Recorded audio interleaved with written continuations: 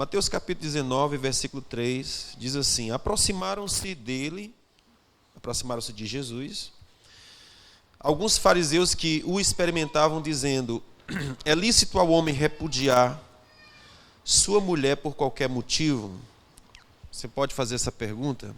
É lícito ao homem repudiar a sua mulher por qualquer motivo?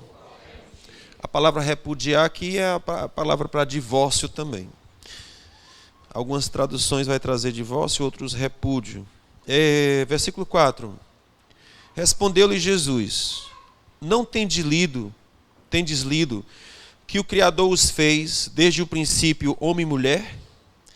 E que ordenou: por isso deixará o homem pai e mãe, unir-se-á a sua mulher, e serão os dois uma só carne? Não leste que é assim, né? Que está escrito desde o princípio?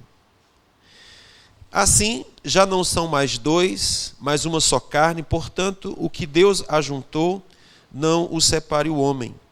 Responderam-lhe então: por que foi então que mandou Moisés dar carta de divórcio e repudiá-la? Disse-lhe ele, Jesus disse: pela dureza de vossos corações, Moisés vos permitiu repudiar vossas mulheres, mas não foi assim desde o princípio. Repitam comigo: mas não foi assim desde o princípio. Muito bem, eu quero falar com vocês sobre essa parte do texto que diz: mas não foi assim desde o princípio.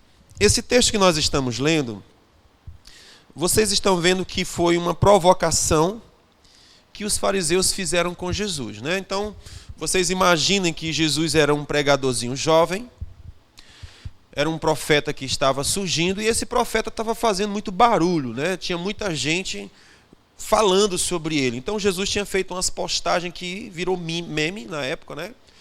E aquilo deu muita visibilidade. De repente, Jesus se tornou alguém muito muito visualizado assim, no Instagram. E aí, de tal modo que ele já não podia entrar nas cidades sem alvoroço, né? O pessoal queria tocar nele, ver ele, né? Então, muito perigoso esse negócio de internet, desses vídeos que viralizam, né? Então, ele não podia entrar. Então, aqueles homens que eram os religiosos de plantão, que eram aqueles que eram as estrelas, que eram os doutores, que eram os caras vistos pela sociedade, começaram a pensar assim: esse cara pensa que vai ser barato, nós não vamos deixar barato. A gente tem que achar ele em falta, em alguma coisa, que é para a gente poder destruir a fama dele, destruir o nome dele. Então, foram lançar uma situação para Jesus, porque, tipo assim, dependendo de como Jesus respondesse isso aqui, eles iam dizer assim: Jesus está indo contra o profeta Moisés, nós vamos arrebentar nele.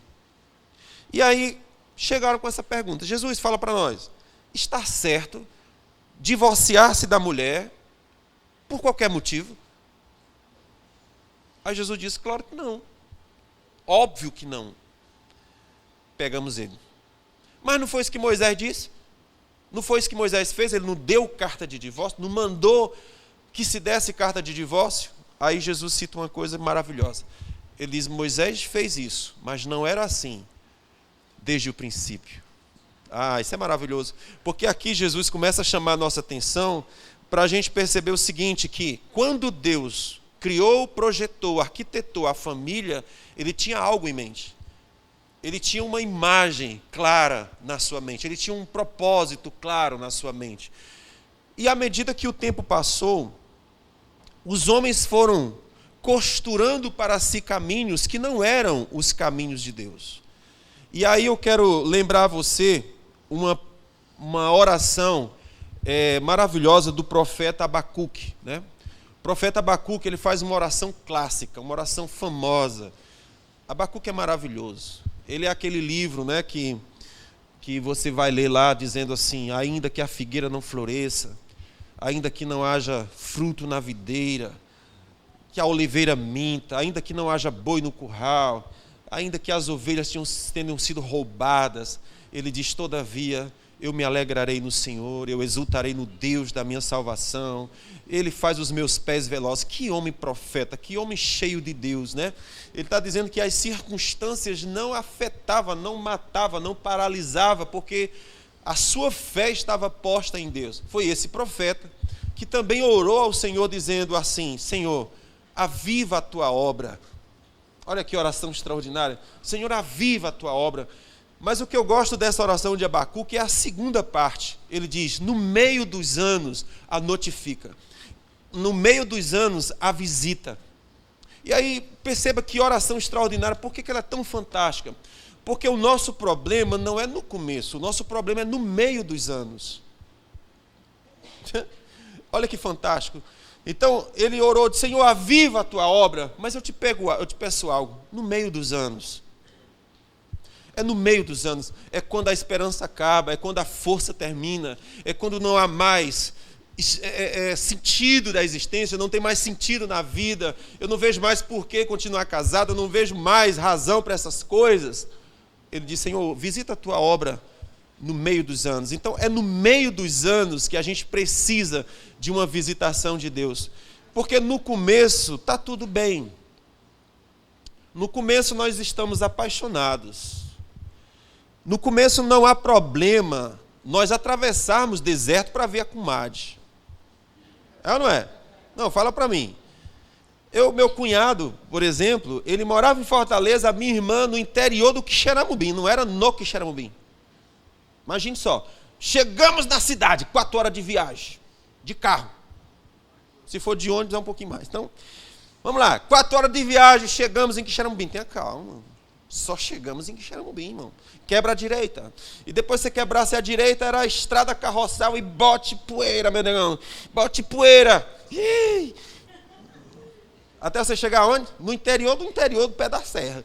E onde é que estava lá? A Vera, minha irmã. Ó. E aí chega um cabo que aqui da cidade, de Fortaleza, para quê? Namorar minha irmã. Quanto foi que gastou de gasolina? Sei lá. Quantas horas eu preciso para ver ela? Sei lá. Não interessa.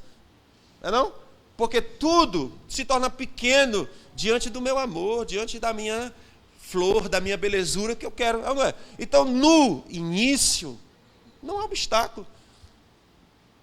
No início, se, por exemplo, você for dançar com ela e ela pisar no seu pé, ela diz: "Ô amor, desculpa." Você diz: "Não, minha filha, foi um pé de borboleta." Não é assim? Foi um pezinho de borboleta. Depois que você casou, foi dançar, não sei o que, não sei o que, não sei o que, pisou no pé. Minha filha parece um elefante, quase que esmaga meu pé. E aí a gente fica imaginando como que houve essa transmutação de espécie, né? Antes era uma borboleta tão suave, tão leve, tão perfeita, agora virou elefante. O que houve? Pé de elefante, quase que me esmaga, né? Me destrói. O que houve? Meio dos anos. Não é mais no começo, é no meio dos anos. Que oração extraordinária. Porque é no meio dos anos que nós precisamos de uma visitação de Deus. E isso é em tudo, querido. Isso é no ministério, isso é no casamento, isso é no trabalho, isso é em tudo. É na faculdade que você começa. Quando você começa a faculdade, você olha e diz assim, o primeiro horário, o Beto até disse assim: você tem tanta esperança quando está começando a faculdade, que você já, tipo, quanto é que você quer? Você já está vendo tanto dinheiro no seu bolso, você diz assim: quer emprestado quanto? Oxe, mas nem começou mais, porque você está tão cheio de esperança. Quando eu terminar isso aqui, eu vou botar o meu negócio, eu vou trabalhar não sei o quê, eu vou ganhar canto. E aí você está muito animado.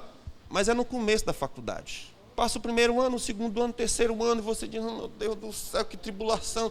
Quando começa a pensar em monografia, que te acha quem foi que criou isso, que o demônio que fez aquilo.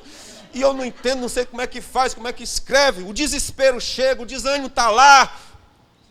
É no meio do percurso que você precisa de uma visitação sobrenatural. É que você precisa que a oração de Abacuque chegue. É no meio dos anos. Senhor, visita a tua obra no meio dos anos. E aí eu fico admirado, eu fico encantado com a história de Jesus, porque ele começou o seu ministério, vocês sabem, na festa de Caná da Galileia. E o que era que estava acontecendo em Caná da Galileia? Uma festa de casamento. E eu fico imaginando que, se eu pudesse aconselhar Deus, né? Porque o apóstolo Paulo diz assim: Senhor, quanta sabedoria o Senhor tem. Quem foi teu conselheiro? Conta para mim. Paulo perguntando: ó, me conta quem foi teu conselheiro. Porque eu nunca vi tanta sabedoria, tanta perfeição. Me fala quem foi teu conselheiro. Quem deu primeiro a ti para que seja recompensado? Aí lá estou eu dizendo: eu queria dar um conselho para Deus. E se eu fosse dar um conselho para Deus, eu dizia assim: teu filho veio à terra, não foi? Foi. Ele vai começar o ministério, não vai? Vai. Deixa eu dar uma sugestão para o senhor. Começa com o milagre de Lázaro. Porque, não, fala para mim. Que coisa extraordinária. A gente ora, não cura dor de cabeça, não é não? Fraco feito caldo de bila. Mas Jesus, ele ressuscita um cara que está morto há 4 dias, mas fedendo. A Bíblia fala que o cara estava fedendo. Aí Jesus chega do lado de fora da sepultura e diz: Lázaro, no meio de todo mundo, sai para fora. Aí Jesus diz: pode tirar a pedra. Tira a pedra. E lá vem Lázaro, todo enfaixado. Bom dia, Jesus. Todo torto. Bom dia, meu filho. Se arruma aí para nós tomar café. Discípulos, limpa o rapaz, né? Gente, que loucura é aquela? Eu fico imaginando que fosse algum de nós, a gente ia sair correndo. Gente do céu, o que é isso que está acontecendo? Isso é um fantasma, não deve ser o Lázaro, não. Porque o negócio não é normal, né? Não é normal. Lázaro ressuscitar, 4 dias de morto, fedendo, é uma coisa extraordinária. Mas aí Deus não atendeu a minha solicitação, o meu conselho. Ele disse: não, filho, não vou começar com a ressurreição de Lázaro, não. Eu vou começar na festa de casamento. Quando o vinho acaba. Que coisa linda. Quando o vinho acaba é no meio dos anos. O vinho não acaba no primeiro ano, o vinho não acaba no primeiro dia. No primeiro dia tem festa, no primeiro dia tem sanfona, no primeiro dia tem amigos, no primeiro dia tem festa, tem alegria, tem bebedices, tem tudo. Os amigos estão reunindo, estamos celebrando, cortando gravata, é ou não é? Corta pedaço da gravata para dar uma oferta para o noivo, que o bicho está liso, ele tem que ir para a lua de mel, aí arranja uma gravata e fica passando pelas pessoas, corta um pedacinho aqui, aí a pessoa corta um pedaço, dá uma oferta para o noivo, né? Para o bichinho ter uma lua de mel marromeno, para poder comprar um sanduíche depois, dar conversa com a patroa. É tudo alegria. Mas depois que você voltar para casa, que começa a vida e a rotina e aquilo, vai chegar um momento que você não vê mais beleza. Por que eu casei?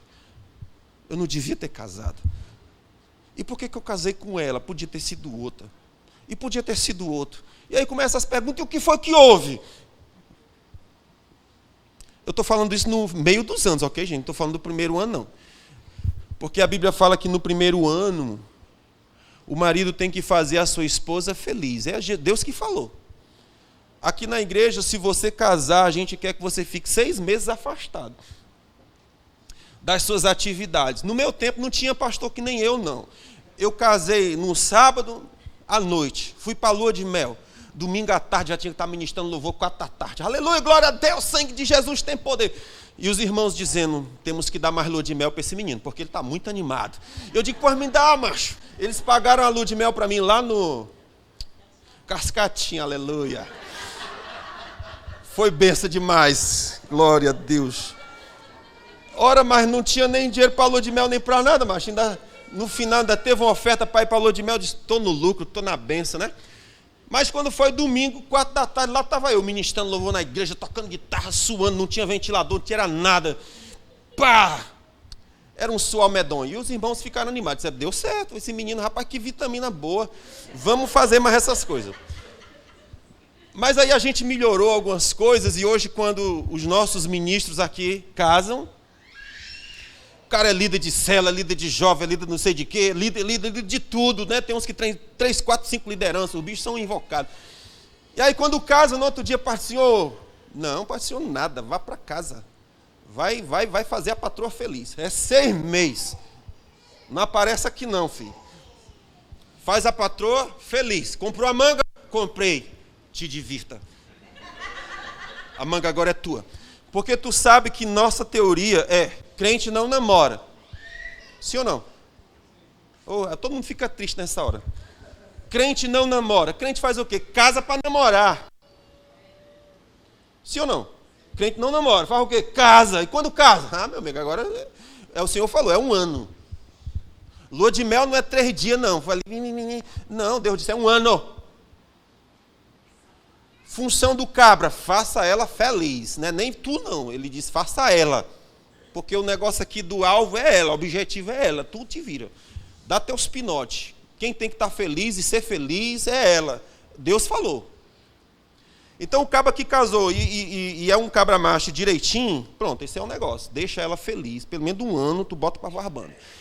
Só que depois que passou, e chegou no meio dos anos, já começou a nascer os meninos. Aí chega o dia que tem um no peito, um puxando a saia, a panela estourando no fogão, a casa suja, os pintos picando o pé dos meninos, e aquela esculhambação medonha, e o gato mijou, e o cachorro latiu, e a mulher está doida, o pano amarrado na cabeça, uma esculhambação medonha, é uma monstruosidade.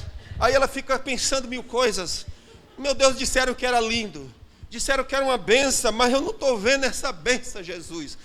Aí quando chega de noite o marido, come on, baby, vamos nos divertir. Aí ela, mas como assim, doido? Olha para mim, veja meu estado. Filha, eu não quero saber. Dá teus pinotes, dá teus pulos, né? E aí fica, meu Deus, o que é que eu fiz da minha vida? Eu casei foi com um animal, isso é um insensível. Isso não está vendo a minha... E ela fica desesperada e não vê solução para a sua vida. Pois é a hora que a gente precisa de um vinho novo. Aí Jesus chega e... é a hora que o Senhor começou na festa do casamento, não foi por acaso. A Bíblia começa com o casamento, Adão e Eva. No meio dos anos, Jesus vem numa festa de casamento. E no final dos anos, no final do tempo, a Bíblia fala, e eu vi descendo do céu uma noiva ataviada para o seu noivo. A Bíblia começa com casamento, no meio é casamento, no final é casamento. Deus está nesse projeto.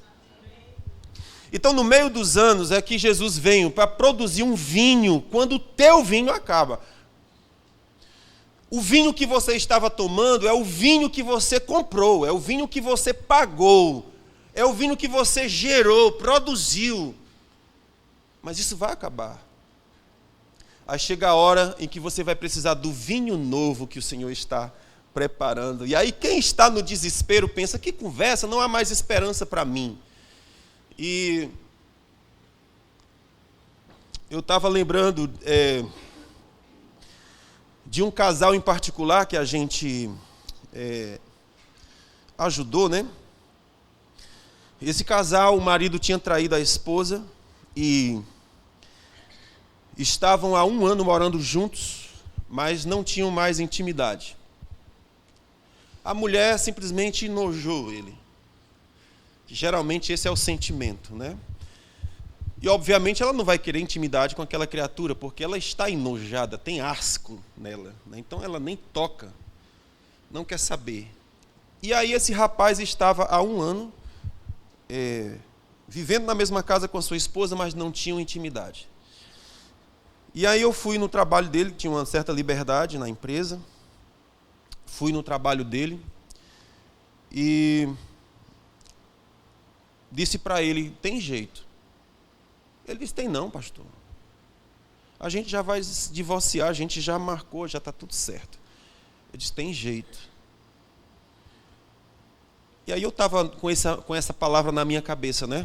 Que é a festa do casamento. O Senhor entra quando o vinho acaba. Estava muito claro isso na minha cabeça, tem jeito. Tem jeito. Ele disse, tem não, pastor, tem jeito. Aí ele disse o que eu queria ouvir. Ele disse, sobre a tua palavra, eu vou andar. Eu digo, era tudo que eu queria.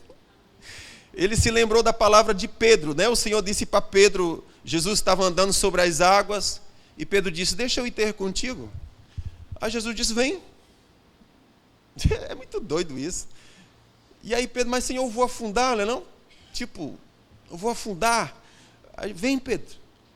Aí ele disse, sobre a tua palavra, eu vou. Gente, não afunda. Não afunda.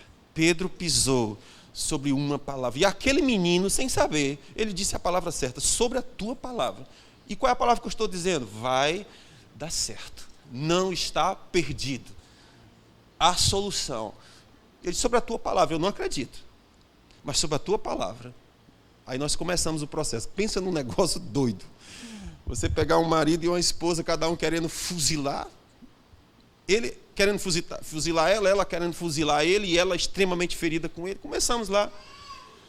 Fizemos o pior jantar da nossa vida, porque foi o nosso encontro num jantar. Que coisa horrível é você comer numa situação das emoções absolutamente destruída, e a criança brincando ali pertinho, sem ter noção do que estava acontecendo.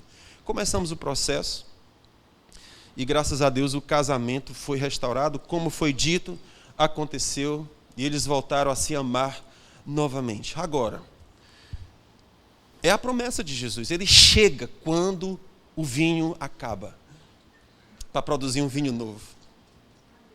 Agora, o que eu acho fantástico é que antes de Jesus produzir o vinho novo, ele olhou para umas talhas que tinha lá perto, e ele disse: encham de água. Eu acho isso importante, por quê? Porque, embora o milagre seja Deus que vai fazer, há uma parte que é nossa.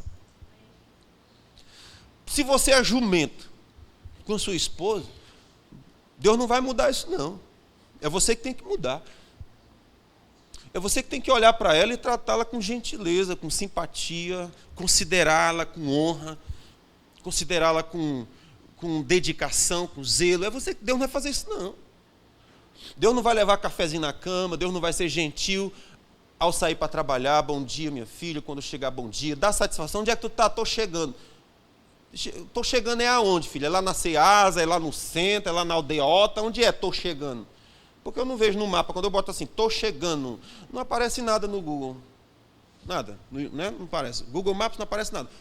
Espera aí, deixa eu ver onde é. Estou chegando, não aparece. Então, quem vai mudar o hábito, dizer: filho, eu estou na Ceasa, pelo Google chega em 5 minutos. Pronto, sei onde é que você está, e tem uma expectativa de hora de chegada. Deus não vai fazer isso por você, não, você tem que fazer. Destruiu a confiança. Não é Deus que vai construir a confiança, não é tu. E para construir a confiança é um negócio difícil. Para destruir é só um chute. Mas para construir, tem que ter muito pipe, muito bombom pipe, não é todo dia pipe. Meu amor, um pipe de manhã, um pipe meio-dia, pipe de noite. Para que aquele pipe? É o meu amor por você, né? Compra aquele bombonzinho de abelhinha, doce como mel, deixa na mesa. No outro dia um com coraçãozinho. O importante não é o pipe, não é o bombom de mel, não é o bombom de coração. O que é? Eu estou lembrando de você, né? Eu te amo. É os gestos, as atitudes, mostrando que eu me importo com você. Estou pensando em você. É no meio do dia mandar uma mensagenzinha. Coisa simples. Deus não vai fazer isso, não. Então há uma calha que precisa ser cheia d'água, e é tu que tem que botar. Da mesma forma, a mulher que quer o seu marido, mas não consegue elogiar nada que o cara faz. Há uma parede branca e um ponto preto, ela só vê o ponto preto. E a parede branca? Não estou vendo parede branca, não. Eu tenho muito motivo para reclamar, porque é o ponto preto. Faz 99% do cara é um gentleman, é um animal de homem bom. Né? Mas a mulher não consegue elogiar nada que o cara faz presta. Deus não vai fazer isso por você, não. Você vai ter que reconhecer no seu marido coisas boas, porque ele tem coisas negativas, tem, mas as positivas não supera. Supera, muitas vezes o casamento vai para fora, acaba, porque ninguém reconhece nada que ninguém faz. A mulher todos os dias faz um almoço maravilhoso, mas eu não tenho reconhecimento pelo almoço que ela faz. Come, vocês já viram a história de um caba lá no interior? Diz que a mulher todo dia amanhecia cedo, fazia lá o café da manhã, os trabalhadores iam para o roçado, meio-dia voltava, o almoço estava pronto na mesa, eles comiam, descansavam ali um pouco, voltavam para o roçado de novo. Nunca na vida que eles disseram muito obrigado, estava muito bom, que delícia. Quando foi um dia, chegaram para almoçar, o estômago estava colado nas costas, roncando, sentaram na mesa para comer. Quando abriram, havia capim dentro da panela. Aí os bichos ficaram doidos. Que diabo é isso? Que demônio é esse que essa mulher hoje? Não sei o quê. Eu disse: você notou? Você notou? Que te amo. Coma. O capim. A mulher deu uma doida. Naquele dia ela estava virada no giraia. Então ninguém se mexe comigo, porque hoje não vai funcionar. Ou seja, não há uma gratidão por nada. Ela cozinha todo dia, ela cuida das coisas, é rotina. Mas em algum momento ela precisa saber que o que ela faz é importante. Que o que ela faz é importante para mim. É importante para os nossos filhos, é importante para a nossa casa. Mas eu nunca digo isso para ela nunca percebe isso. Da mesma forma é o marido. Ele também dá um duro, ele também vai atrás, ele também faz as coisas, mas eu não consigo dizer nada de bom que esse homem faz. Essa parte Deus não vai fazer, não. Tranquilo? Então há uma parte da calha que eu vou encher de água, que é eu que faço, e depois o Senhor vem e transforma num vinho poderoso. Aí Deus entra, mas há uma parte que é minha. Essa é insubstituível, ninguém vai fazer. Deus espera que eu faça para que o milagre aconteça. Amém, gente? Então olha que coisa interessante. Deus tem algo em mente acerca do casamento. Veja bem, Jesus salvou você para, através de você, transformar o mundo. Guardaram essa frase? Deus salvou você para, através de você, transformar o mundo. Tranquilo? Por que essa frase é importante? Porque quando a gente é salvo, geralmente a gente é salvo para ir para o céu. E a culpa não é de vocês, é nós pregador mesmo. Porque a gente chega lá, vamos fazer o apelo, né? Você tem que entregar a sua vida a Jesus. Por que eu tenho que entregar minha vida a Jesus? A gente diz, porque existe um céu a ser conquistado e existe um inferno a ser evitado. Sim ou não? Essa é a palavra. Por que eu tenho que entregar minha vida a Jesus? Jesus é o caminho, é a verdade, é a vida. Ninguém vem ao Pai se não for por Jesus. Se você não for salvo por Jesus, você não vai para o céu. Vai para o inferno. Quem quer ir para o inferno? Ninguém levanta a mão. É o meu sonho, ir para o inferno. Aleluia. Eu vivo para isso. Não, ninguém faz isso. Todo mundo quer ir para onde? Para o céu. Então a gente é salvo para ir para o céu. Mas veja o que essa frase está dizendo. Jesus não salvou você para você ir para o céu. Ele salvou você para você transformar o mundo. A salvação é no final do processo. Antes do processo, você tem uma tarefa para executar. Se você observar o livro de Apocalipse, a Bíblia diz assim, aos que venceram. Esses que venceram entraram no céu. Por que venceram? Porque havia um trabalho a ser executado. Havia um trabalho a ser feito. Todo aquele que é salvo para entrar no ministério. Deus tem uma obra para realizar. Não há tipo assim, eu vou ser salvo para ir para o céu. Não, você foi salvo para fazer algo para Deus. Você foi salvo para ser produtivo no reino de Deus. Na verdade, as parábolas que Jesus conta, ele diz assim, ora, o reino dos céus é semelhante a um homem que chamou os seus servos, entregou missões a eles e foi embora. E depois de um tempo voltou para prestar conta dos servos. E ele diz, bem-aventurado é o servo de que, quando eu voltar, eu os achar fazendo assim. Olha que tremendo. Por quê? Porque pode ser que o Senhor foi embora e no meio dos anos eu desisti. No meio dos anos eu fui embora. Aí o Senhor diz, bem-aventurado é aquele que, quando eu voltar, eu os encontre fazendo, como eu deixei fazendo. Portanto, lá em Apocalipse, os salvos é aqueles que venceram. E os que venceram, irmão, pode ter certeza, a luta, o pau foi grande, a chibata foi grande, o fight foi dos bons. Havia algo a ser vencido, havia algo a ser construído. Então perceba, Jesus salvou você antes da ideia de ir para o céu, é a ideia de transformar o mundo. Agora, transformar esse mundo, como assim? Ele disse, não, eu quero que você transforme o mundo para que ele seja igual ao que eu criei no começo. Veja, Deus criou tudo perfeito, mas no meio do percurso algumas coisas aconteceram e estragou. Aí Jesus veio, levantou uma igreja contra a qual as portas do inferno não vão prevalecer, para que eles façam uma obra.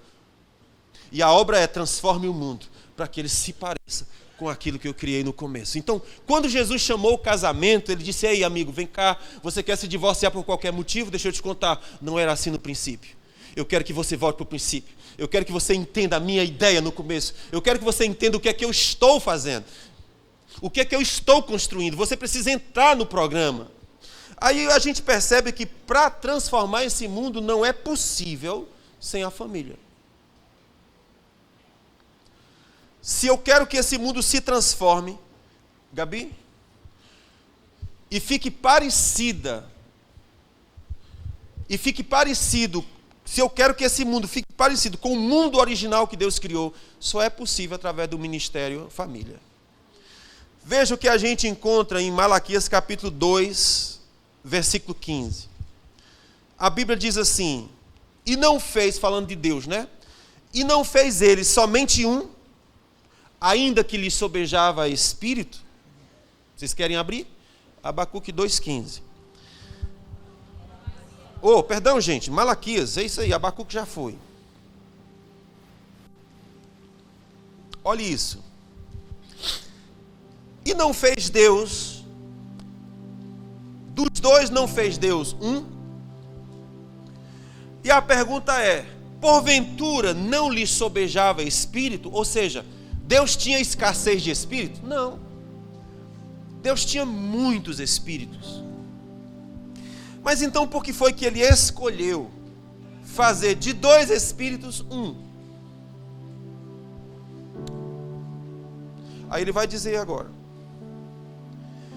porque ele buscava uma descendência piedosa. Ora, Deus poderia dizer para a mulher: está aqui o seu espírito, e dizer para o homem: está aqui o seu espírito. Mas ele não fez isso. Ele pegou o espírito da mulher, o espírito do homem e os transformou em um. E não é que não lhe sobejava espírito. Sim, sobejava, tinha de sobra. Mas para que o meu projeto aconteça, para que eu produza, para que eu gere uma descendência piedosa, uma descendência que vai amar o Senhor, vocês precisam ser um. Se não for um, vocês não vão produzir uma descendência para o Senhor. Olha como é tremendo isso aqui. Se marido e mulher não se tornarem um, vocês não irão produzir uma descendência para Deus. Basta você olhar a escalada de violência que está no nosso país e no mundo. Como eu tenho mais idade, um garotinho de 50, e agora que eu estou começando, eita, eu descobri que os 50 não é o fim, os 50 é o começo, aleluia, a glória. Eu ouvi dizer que essa é a hora de ficar milionário. Meu Deus, eu fiquei animado. Meu Deus, começa nos 50. Então pronto, estou na idade certa. Dos 50 que a festa começa, aleluia. Então vamos botar para quebrar. Meu Deus, é agora que o pau vai quebrar, sim ou não? Depois de 50, pois bem. Então, não se produzirá uma geração para Deus se papai e mamãe não se tornarem um. Não é possível. Então, na nossa história, a gente já viu governo após governo, prefeitura após prefeitura, governo do Estado após governo do Estado, presidente após presidente, todos têm uma única promessa: vamos acabar com a violência. Não há nada que dê mais voto do que um cabra fazendo zoada. Nós vamos botar para quebrar, nós vamos invadir as favelas, nós vamos chutar com o pé. Aí, deu certo? Não. Vamos fazer diferente. Agora vamos criar a polícia conciliadora. Ronda do quarteirão. Quem é a ronda do quarteirão? É a ronda amiga do bandido. Olá, tudo bem? Tudo bem? Eu sou policial. Tudo bem? Vamos ser amigos nós dois? Bora. Porque nós somos polícia conciliadora. Funcionou? Não. Estratégia após estratégia, governo após governo, eles querem resolver o problema da violência e não vão resolver nunca. Por quê? Se você quiser resolver o problema social, o problema da violência, você tem que resolver o problema de unir marido e mulher. Se isso não acontecer, você não vai produzir uma geração para Deus. Muito provável, você vai produzir filhos para o inferno. Desculpa essa palavra dura. Por que eu quero dizer filhos para o inferno? Todos os dias cresce o número das mães que choram a morte dos seus filhos. É todos os dias, minha gente. É de partir coração. É um pai chorando sobre o caixão do seu filho e gritando: cadê você, conselho tutelar? Eu levava o meu filho para trabalhar comigo e vocês impediram, e hoje ele está aqui no caixão, cadê vocês? Porque se não vai estar com o pai, vai estar com quem? Vai ser adotado e cuidado por quem? Cadê o conselho tutelar aqui? Cadê as autoridades aqui que eu não posso levar meu filho para o trabalho? Para estar comigo. Pai chorando, mãe chorando. E por que está chorando? Por que a violência não acaba? Por que a violência é tão sedutora? Por que as drogas estão consumindo os nossos jovens? Por que eles estão morrendo jovens? Porque isso é maldição. É um espírito de morte que opera. É uma maldição sobre. Quando você vê a juventude morrendo, que não é normal. O normal é o jovem ficar adulto e enterrar os seus pais. E esses pais que foram enterrados, eles curtiram seus filhos, depois curtiram seus netos, e a Bíblia diz: e partiu para o Senhor em ditosa velhice. Essa é a morte do justo. A Bíblia diz: Deus tem prazer na morte do justo, mas na morte do ímpio Deus não se alegra. Por que Deus não se alegra com a morte do ímpio? Porque Ele não gerou uma geração piedosa. Não haverá uma geração que buscará a Deus depois dele. Não há. Porque ele desprezou Deus ao longo da sua vida. Ele não viveu esse princípio. O Senhor dizendo: eu estou buscando uma descendência piedosa. Mas para que isso aconteça, papai e mamãe tem que ter um único espírito. Eles têm que se unir tão profundo que só Deus pode causar isso. Só Deus pode gerar isso. Um casal diante do Senhor, Deus costurando. Eu tenho dito que Deus casa os casados. Eu tenho percebido isso. É depois que você casa que Deus começa o processo de costurar, pegar os dois e transformar em um. Agora, qual é o grande desafio que eu tenho visto ao longo dos anos? Os casais não se unem. Eles estão vivendo o cumprimento daquela profecia de Daniel, quando a Bíblia fala sobre os pés da estátua. Diz que os pés da estátua eram de ferro e barro. Estavam juntos, mas não se misturavam. Gente, olha que desgraça. Eu vejo isso se cumprindo literalmente no casamento. Mora junto, vive junto, dorme junto, mas não se junta, mas não se une, não se mistura. Tu é ferro, eu sou barro. Eu nunca vou mudar minha natureza. Ok, então se separa. Foi isso que Jesus falou. Todavia não é o meu projeto. Todavia não é o meu programa. Não era assim desde o início. Isso aconteceu porque vocês têm coração duro. Ou seja, um é ferro, o outro é barro. A gente não vai se unir. Eu tenho razão. Então pronto, morra com tua razão. Se exploda. Pronto. Tem razão? Tenho. Vai ficar sem família. Porque você quer a sua razão. Todos querem sua razão. E aqui, gente, por favor, eu não estou criticando a sua história, ok? Cada um sabe a sua história, sabe a dor que enfrenta. Mas me permita dizer para você, é assim que Deus disse desde o princípio. Se eu vou seguir esse projeto ou não, é uma escolha minha. Mas entenda, haverá consequências. Não há nada que destrua mais as crianças do que papai e mamãe que não se entende. Aquela criança vai crescer doente. Estou falando para você, muitas das doenças que hoje estão dando às crianças, síndrome disso, síndrome daquilo, é tudo confusão dentro de casa. É briga. Não há um lar saudável. A criança não tem segurança. A criança não vê papai beijando mamãe. A criança não vê quando o papai chega, a mamãe correndo para abraçá-lo. Eu vou abraçar essa praga. Pronto.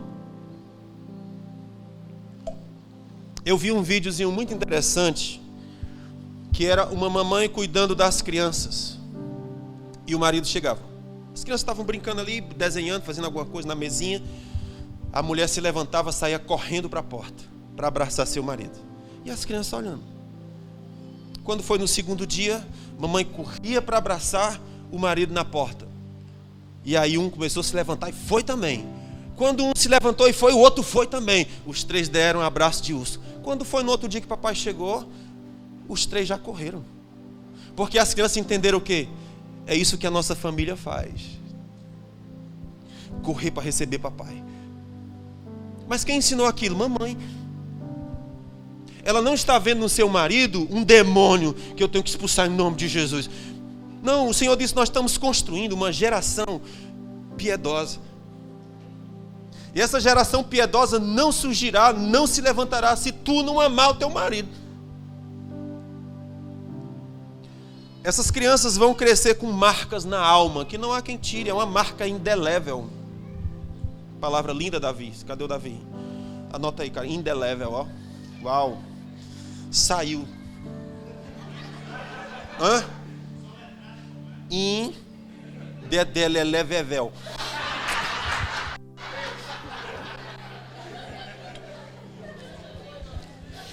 Indelével. É uma marca que não sai, que não acaba, que não desmancha. É eterna, é para sempre. Indelével. Então essa marca que vai ser gerada na alma da criança não se apaga. Ela vai seguir a sua vida adulta com um senso de rejeição. Eu vi uma história essa semana que partiu meu coração.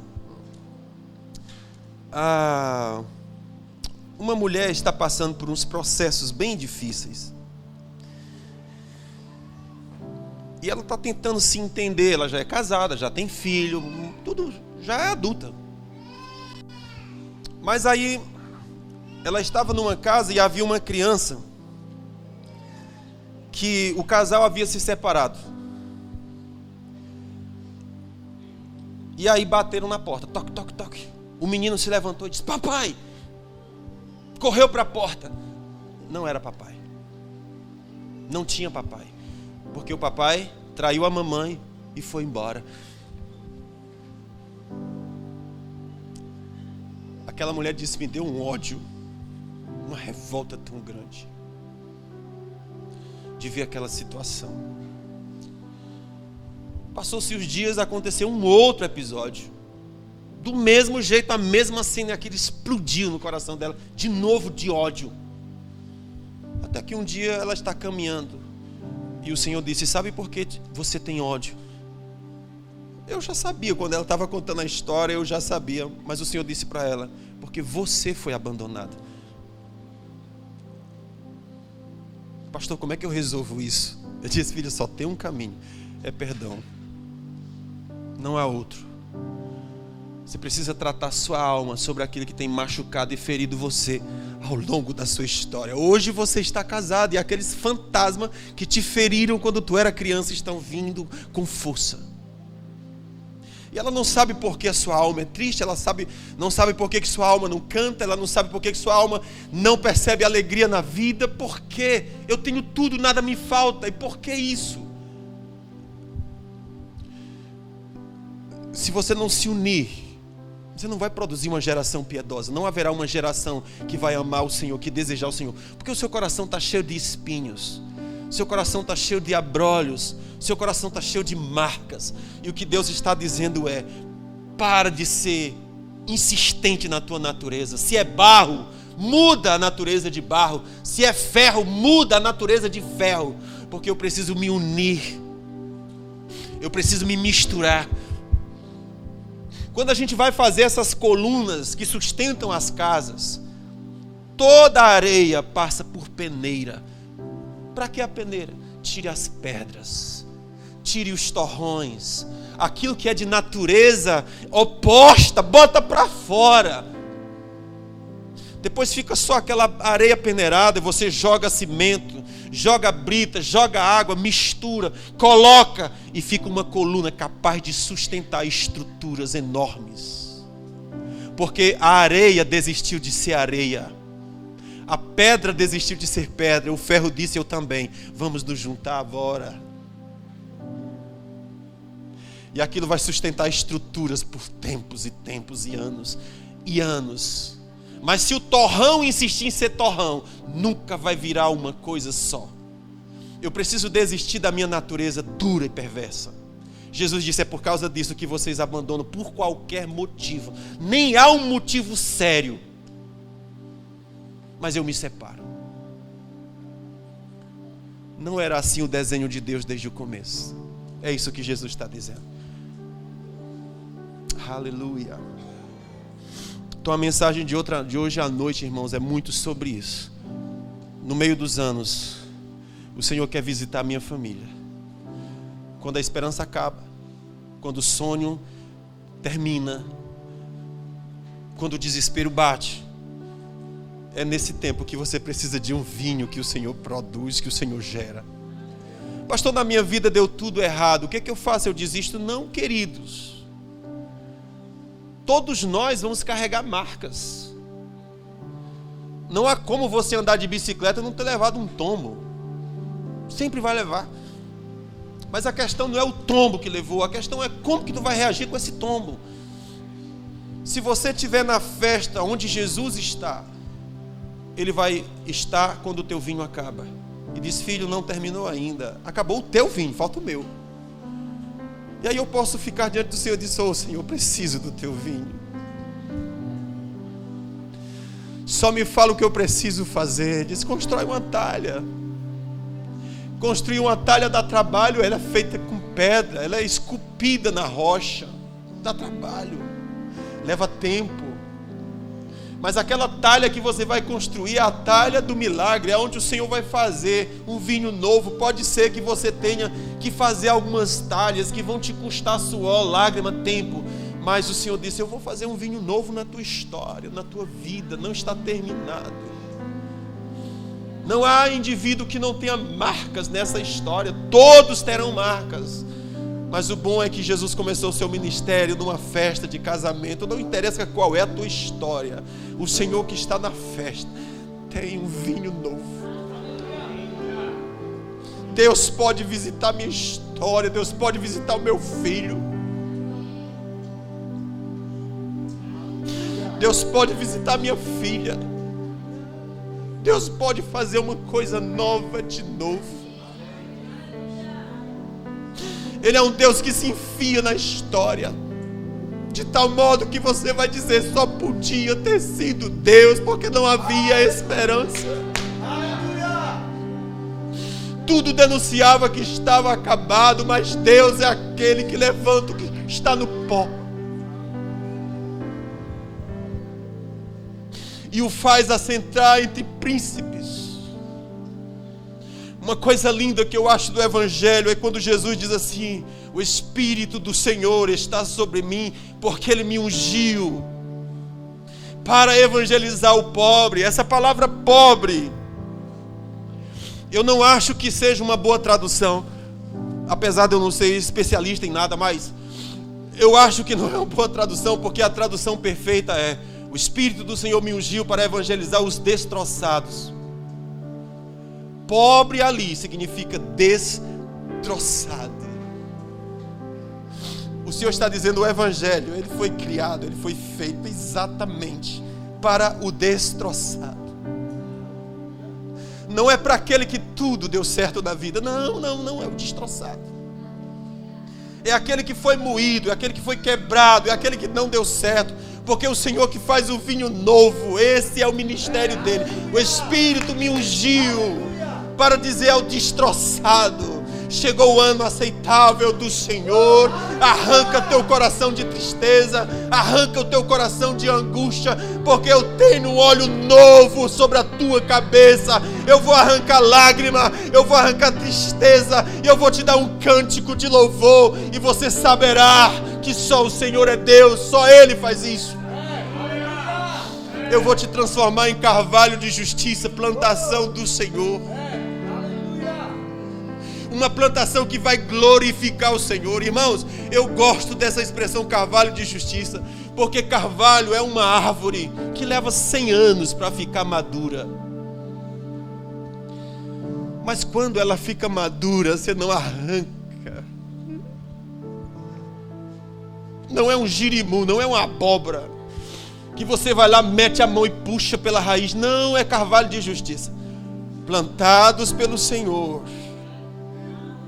Justiça dele. Esses viverão para louvar o Senhor. Todos que olharem para o carvalho de justiça, louvado seja Deus. Porque sabe, não foi ele, não é mérito dele, só foi o Senhor que entrou na minha história e produziu um vinho novo. Tudo estava acabado. Eu não conseguia ver esperança. A alegria acabou. E o Senhor disse: não. Acabou a tua, falta a minha. E a minha é eterna. A minha não se acaba, a minha é perfeita. Faça uma talha. Faça uma talha. Encha d'água. E veja o mover de Deus. Que Deus abençoe tua história e tua vida.